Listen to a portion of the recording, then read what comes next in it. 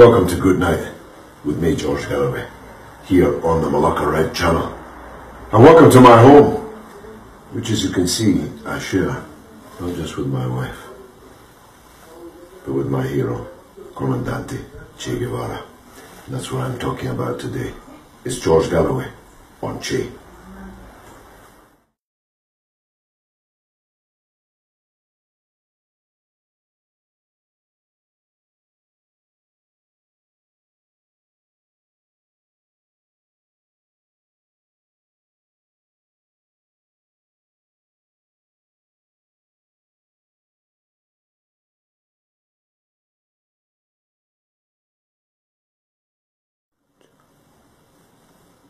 Welcome to Goodnight with me, George Galloway. I hope you're enjoying these podcasts. They're on subjects, large and small, expected and unexpected. And we need your feedback too. In fact, we'll devote to the next podcast more or less half the show to the feedback, the dialogue that you have been providing. These podcasts are now achieving something like 1,000 hits a day each. Which is a lot of business in the political television business by anybody's standards, and that indicates that whether or not people are agreeing with what I've got to say, they're at least interested in hearing what I've got to say. And I hope that that is because I have a reputation that I built up over nearly 40 years in politics, indeed a little more than 40 years in politics, of saying what I mean and meaning what I say. And I think that there's a market for that in today's degraded polity, at least in this country. Now, everybody has heroes. I have many behind me. We have Muhammad Ali, one of my all-time heroes, and we're going to do a podcast about the life of Muhammad Ali. Others, Malcolm X, the Palestinian leader Yasser Arafat, the South African leader of the African National Congress, Nelson Mandela, 93 years young, in whose army I was proud to serve for many years in the struggle against apartheid, and many others. But my greatest hero, my number one hero, and arguably the greatest man of the 20th century, certainly a part of the greatest revolution of the 20th century, is the man that I'm going to be talking about this evening, Comandante Che Guevara, or Ernesto Guevara Lynch. I say that as I prepare to fly to the island of Ireland, from which, of course, the Lynch family, the maternal side of Che's family, hailed, and the Irish people are particularly proud about that, as well they might be. Ernesto, who quickly became nicknamed as Che because of his virtual addiction to tea, was born in Argentina, and he was a very sickly child indeed. There were many moments when it looked like he might not survive. He had very chronic asthma, which afflicted him all of his life. Which didn't stop him smoking cigars, which is probably the only similarity that I have with him. I don't have asthma, but I shouldn't be smoking. Neither should he. His doctor once said to him that he had to cut down to one cigar a day. Doctor's orders with which he faithfully complied, except the one cigar a day was about 17 inches long. So Che was afflicted by poor health all of his life.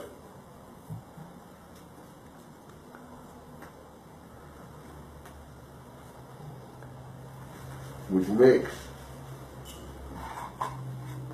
the course of that life even more extraordinary.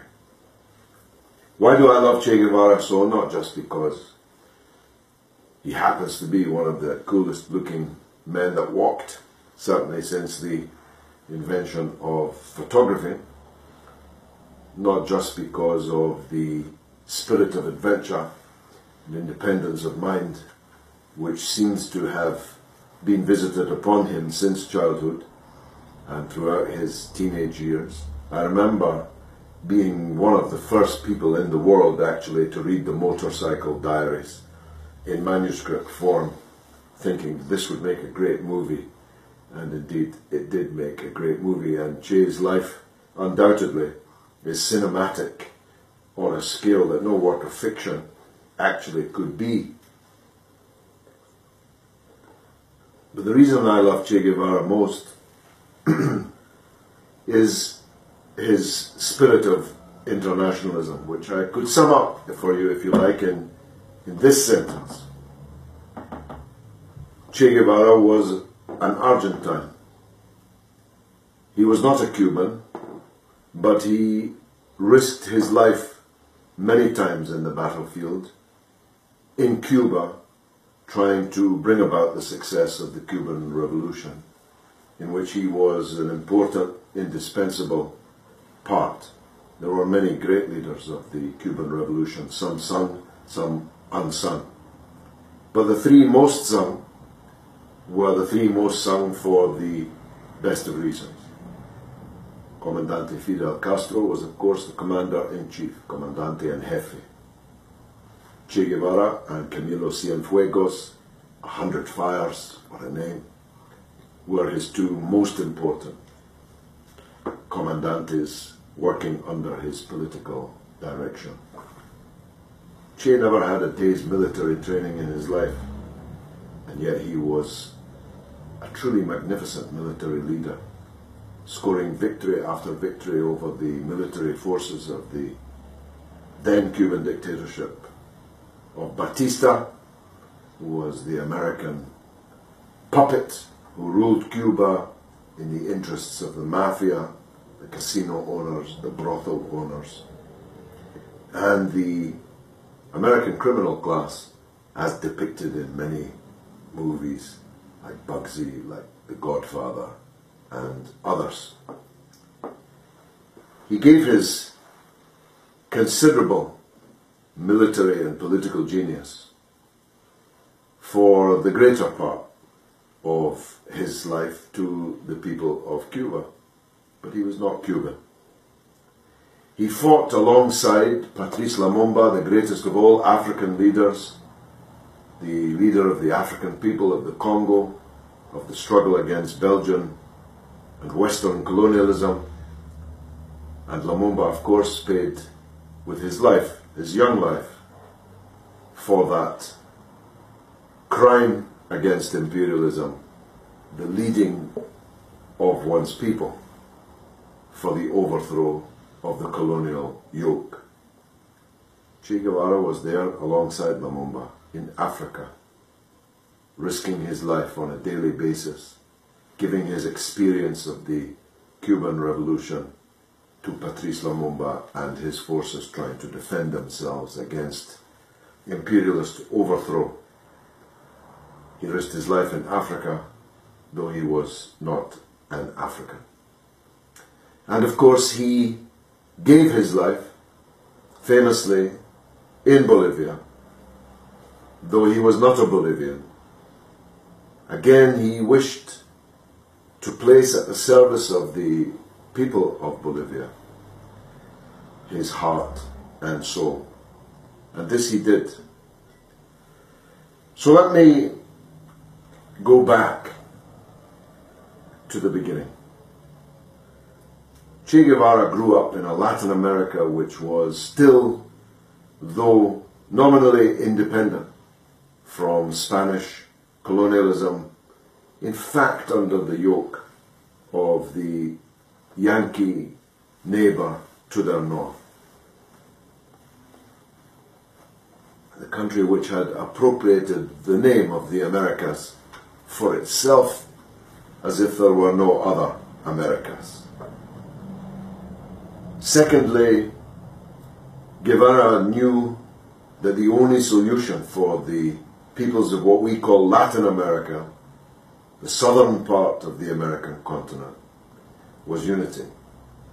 He knew that as long as the peoples of Latin America were divided up, salamied up bit like the Arab world that we've been talking about in these podcasts, as long as they were sliced up into many states, each of them ruled by one form of dictator or another, and utterly dependent on Yankee power, North American power, that there could be no future for the great mass of suffering, immiserated Latin American poor. He knew that the poisonous racism and genocidal destruction of the native peoples of the Americas by the colonialists, of whom, of course, his own family were one, could never be undone, but that if it were to be arrested, and the culture and history and presence and importance of the native peoples of the Americas were to be recovered and defended and saved, could only be done on the basis of a revolutionary program, because he believed and he argued that racism, genocidal hatred of the Native Americans, was in the bones of this imperialist system. And thirdly, he knew that these dictatorships could not be removed except by force of arms. He knew that there was not much point in being a liberal Democrat in the Latin America of the 1950s.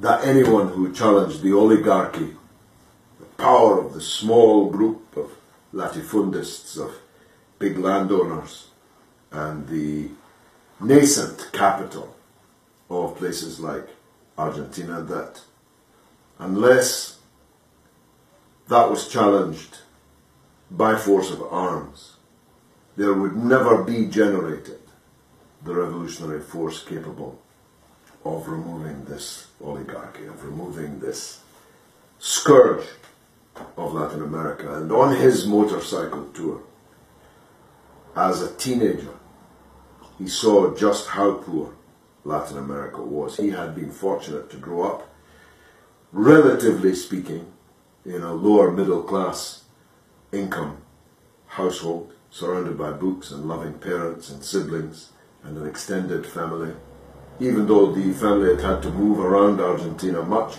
looking for a climate in which Che could actually live and survive as a child, climbing high into the mountains, going wide across the great Argentine to find a place more conducive to his chronic breathing problems.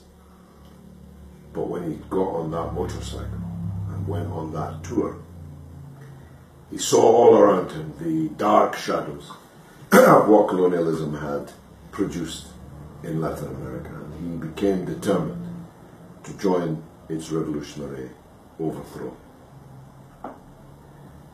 Che Guevara was a doctor, he was a dentist, not exactly the kind of profession that you would identify with arms. He had absolutely no military experience when, in Mexico, he hooked up with his lifelong comrade, Fidel Castro.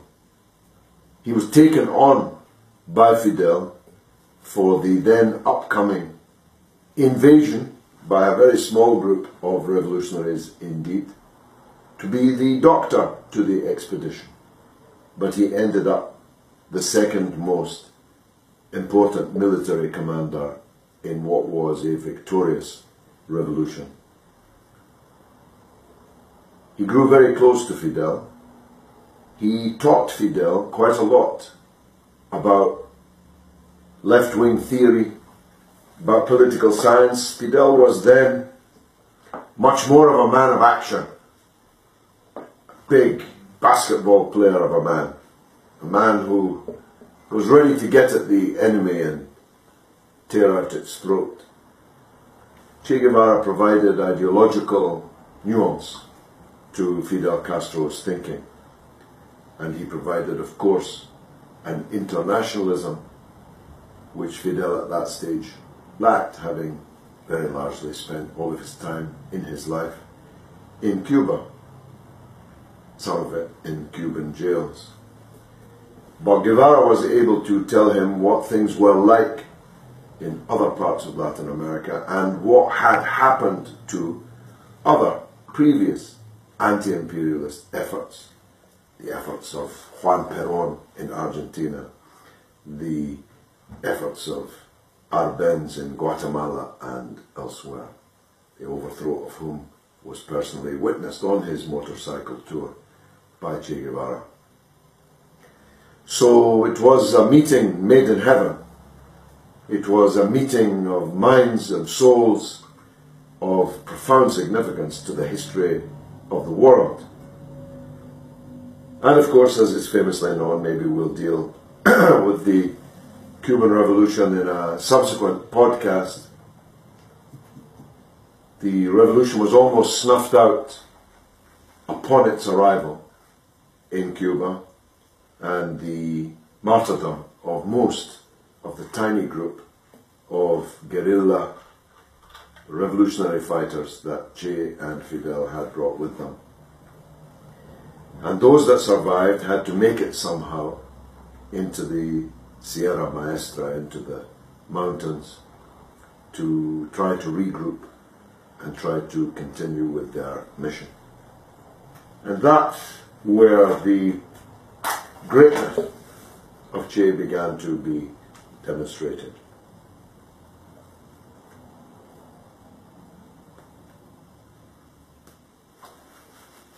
There are many good books, and there's a wonderful movie, parts 1 and part 2. I could never bring myself to watch part 2 because I knew it had an unhappy ending. But I commend these movies to you about Che. So I'm not going to, as it were, read out a list of biographical details. I would rather capture the international and internationalist spirit of Che. He was a good speaker, but not a great one. He was a good writer, but not a great writer. He was a thinker of some historic importance about the nature of capitalism and how imperialism ineluctably grew out of the capitalist system and could not be separated from it. But it was as a fighter, as a leader of men, as a man who could rally others to risk and give their lives in the revolutionary cause, that he was greatest. Despite his physical condition, despite the very, very considerable hardships of fighting in the mountains, Che Guevara always led from the front. He wasn't one of these commanders who stayed back at the base camp until the next objective had been reached and secured and his passage made easy. He went on foot. He went on the back of a donkey. He went on the back of a horse through the steaming jungle in conditions which many men, even those not afflicted by chronic asthma, would have found difficult, and he found at times almost impossible. Sometimes his men, against his will, physically carried him through the mountain. But they did so because they knew that he was not asking them to sacrifice. He was asking them to be ready to sacrifice themselves alongside him, not in front of him, but alongside him. And he was prominent in every battle, with his weapon in his hand, leading from the front. And in between encounters, he practiced justice amongst his men. He meted out punishment, condign punishment, sometimes lethal punishment, for breaches of revolutionary ethics, morality, duty. But he was always just. And I have been lucky in my life, having never been able to meet the Comandante himself, to come to know his children and many of his comrades very closely indeed, and all of them speak of his sense of justice.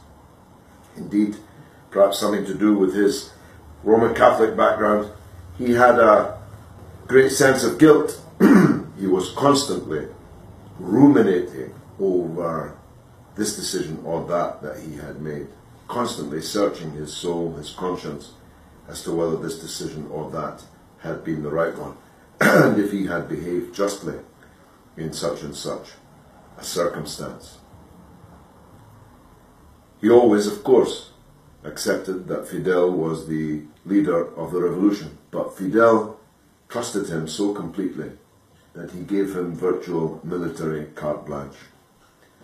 And thus, in the final days of the revolutionary war against the dictatorship, it was Che, with the speed of his military advance, and especially his victory at Santa Clara, which tipped the regime over the edge. You may recall in the movie The Godfather, the New Year's Eve party, which goes sour, and it goes sour because of Che's rapid military advance on Havana, which sends all the mafia bosses and Batista himself scurrying for the airport to escape. On New Year's Day, on the day of the triumph of the Cuban Revolution, a scene occurred which is almost impossible to believe really happened, which Hollywood would probably have rejected as too far-fetched. All the revolutionary columns, Fidel Castro, Camilo Cienfuegos, Ernesto Che Guevara, all converged in this huge captured military base outside Havana. And this great crowd, pictures exist of this, I hope we can find one.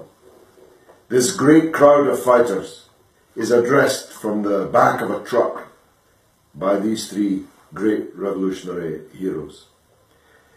Che is on one side, Camilo on the other, Fidel as always in the middle. And as Fidel is addressing this crowd, which had swollen to almost 100,000, so you can imagine the noise and the tumult, a white dove fluttered overhead and then came to land directly on the shoulder of Fidel Castro as he was addressing the victorious Revolutionary Army. You can see it, it's on video, it's not staged. Now, this was seen by the fighters present and generations since as something of enormous significance. The victory won, Che Guevara could have enjoyed life as a government minister. Indeed, he was a minister for economics, for industry, for trade. He was even the governor of the Bank of Cuba, his face appearing on the banknotes. An Argentine dentist with chronic asthma appearing on the banknotes of Cuba and ending up as the governor of the bank. He could have grown fat and complacent. He could have enjoyed the fruits of the extraordinary risks that he had taken.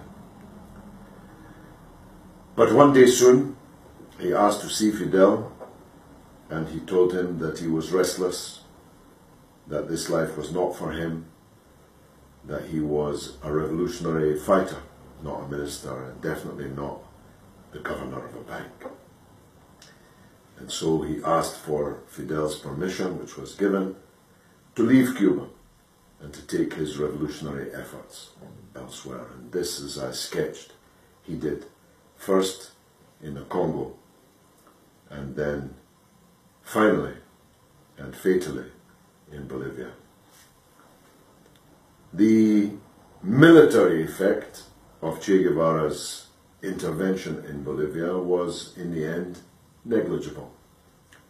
But the symbolic effect of his self-sacrifice by going there, being captured and then cruelly murdered in cold blood there by the Yankee imperialists, has had enormous significance for the world and the world revolution that he stood for.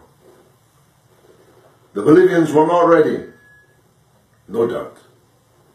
As one said quite recently in my earshot, Che Guevara came to liberate us, but we were not ready for him, and we let him down, and for that we crave forgiveness. But the peasant woman who said that was being unnecessarily harsh. Sure, the Bolivian expedition failed, but it planted the seeds on the mainland of Latin America, which directly led to the great revolutionary triumphs of Hugo Chavez and of the many progressive leaderships that have emerged in Latin America, including, of course, in Bolivia itself. Now, Che's bones are now back in Cuba. How did his bones come to be? Che was captured, and he could have been taken prisoner. But his captors from the Bolivian dictatorship asked Washington what they should do now that they finally had their hands on Comandante Che Guevara.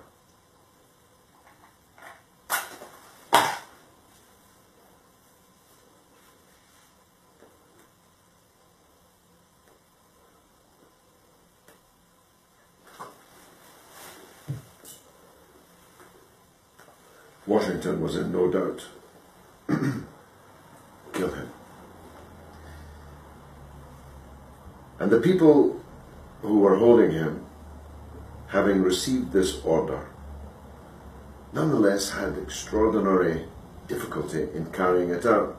Such was the presence, such was the charisma of this man, even wounded, bleeding in front of them, that it took him a long time to pull the trigger. Finally, Che said, "What are you waiting for? I am only a man." But if ever a man was not only a man, it has to be Che Guevara. And when finally they killed him, firing bullet after bullet into his torso, they laid him out and began taking his photograph.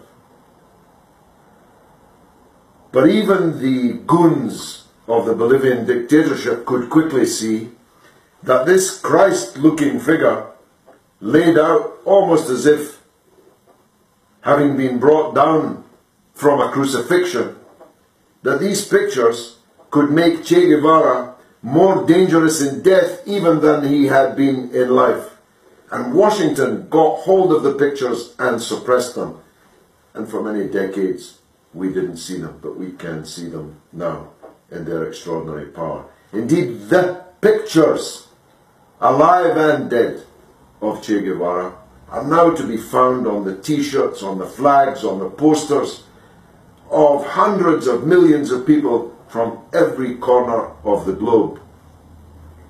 The picture, the face, the image, and above all the example of Che Guevara has inspired now 2 generations nearly of people who want to see liberty and freedom.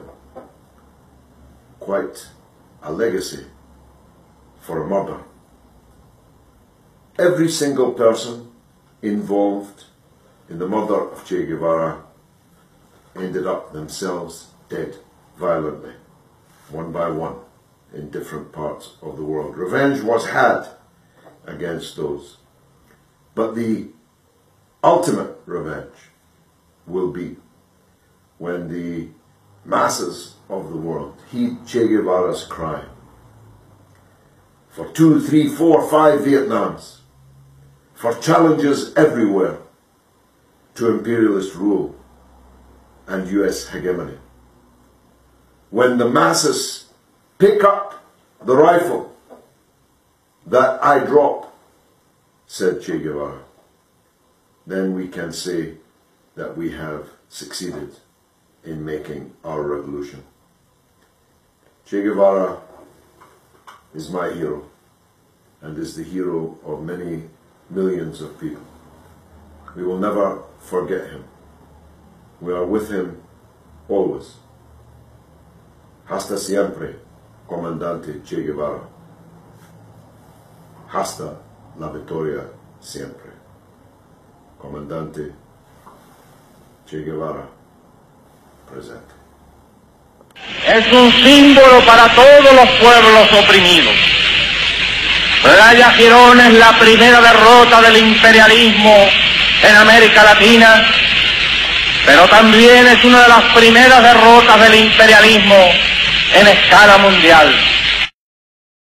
La primera canción está escrita cuando nuestro comandante en jefe leyó la carta de despedida del Che.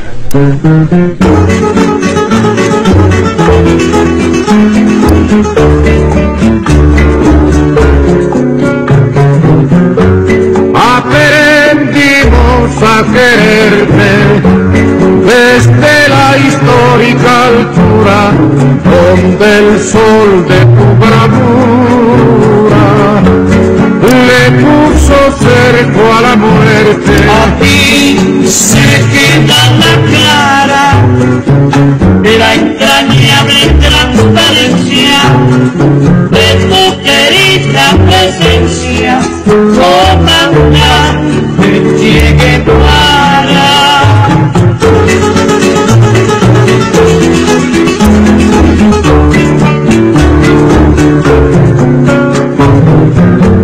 Tu mano gloriosa y fuerte sobre la historia dispara cuando todo Santa Clara se despierta para verte. Aquí se queda la clara la entrañable transparencia de tu querida presencia, comandante Che Guevara.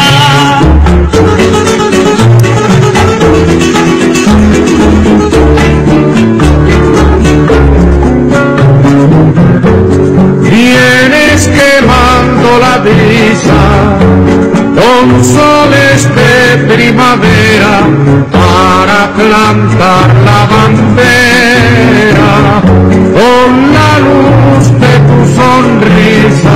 Aquí se queda la clara la entrañable transparencia de tu querida presencia, comandante Che Guevara.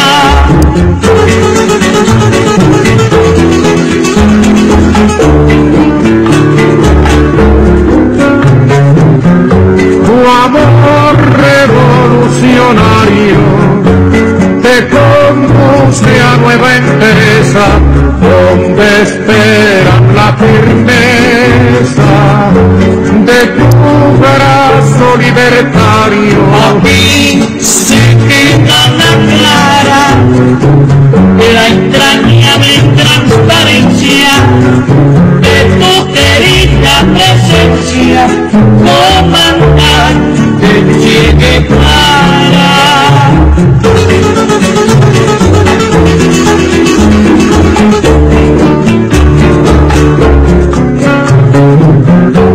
Seguiremos adelante, como junto a ti seguimos y con Fidel te decimos, hasta siempre comandante. Aquí